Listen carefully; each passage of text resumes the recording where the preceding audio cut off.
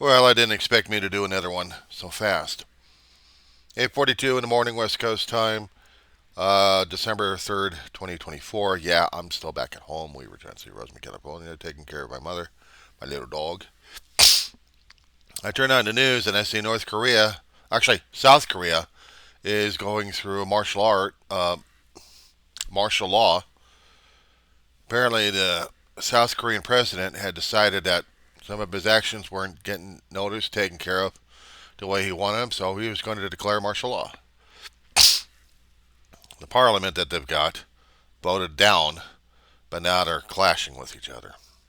There's people outside protesting, and some of the opposition people inside are trying to keep the president from voting in a declaration. I mean, they already tried once already. This is going absolutely nuts. I mean, Georgia is going through it right now. The country of Georgia. Apparently, that the government refused to join back with the European Union, and there have been some people arrested a short time ago. So now there's a huge mob outside their government offices protesting the government to rejoin back with the European Union. And that's going crazy. You know what scares the hell out of me concerning about South Korea? Biden was laying so much heaps of praise on her. He's going to be eating it in embarrassment. His legacy in his office is deteriorating, unfortunately. No, what scares the hell out of me is Trump declaring martial law. Whatever gets under one of his lieutenant's bar and just sends it over to Trump, I don't think it's a good idea. Everybody still love him. Everybody should love him. And everybody's going to accept martial law. I'm worried about it. South Korean president right now is not the most supported character they've got. Apparently, they can't vote the guy out. Not yet, anyway. I don't know what their term is in office, but right now it's it's being challenged. He's being challenged, and because the president decided to do martial law, his reasoning was that North Korea is influencing South Korea too much. He's afraid of communist takeover or more of influences. So we must have ultimate power, martial law.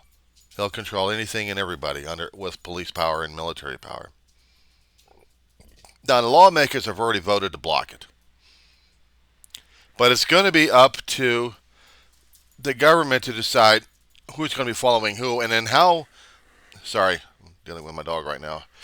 How law enforcement is going to be able to deal with this, and the military. Who are they going to be supporting? The opposition party, or are they going to be supporting the president? And if they are, what are we seeing here again? They're talking about the 1970s, and I barely remembered what was going on in Korea because I wasn't even paying attention to anything during that time. But as much as I'm gathering from some of the reporters and other sources that they had a president who declared martial law and turned the country from a democracy into an autocracy. They still voted the guy in, but they had for a time martial law. They had military in the street. They could march in right through your door and say you're under arrest for no apparent reason. This is their form of democracy back then. Until things happened, things changed, regimes went out. But now we're having the same repeat here with South Korea government. Now, it still scares me about what we're going to be dealing with the United States government after Trump is sworn in. And that's what's scaring the hell out of the independents out there, not to mention the corporate media. They're trying to get as much information as they possibly can. Now, I'm going to be waiting for all the damn political talk tonight about the situation. I mean, I just woke up from a much needed rest, trying to keep track of my dog like crazy. She's okay for right now, but she worried me last night. That's why I took the extra day off again. Because I was worried about her a great deal. I still am. I can't help it. She's my dog. So for right now, all I'm worried about is how she's dealing with it. And seeing South Korea going nuts with their own government system, a surprise. Now there is still an ongoing presence of people outside, and they're being held back by SWAT officers. They're not shooting people; they're just trying to barricade them and keep opposition leaders, if there are any left in the crowd, from getting into the chambers. But there's already been opposition people in there already, so they made the push, and they're still deciding whether or not in their parliament who's going to rule for what.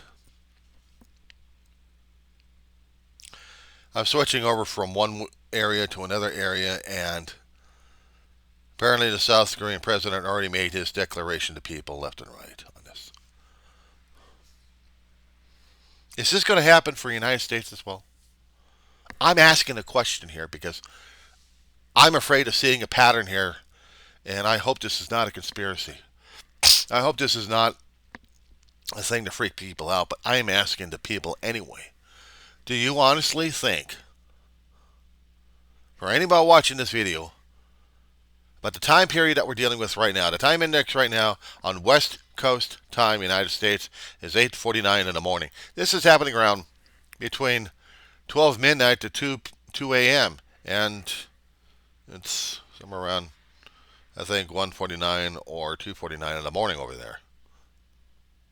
Sun hasn't come up yet. We already got a sun. But at this moment, do you think, honest to God, that we're actually going to see this thing happening?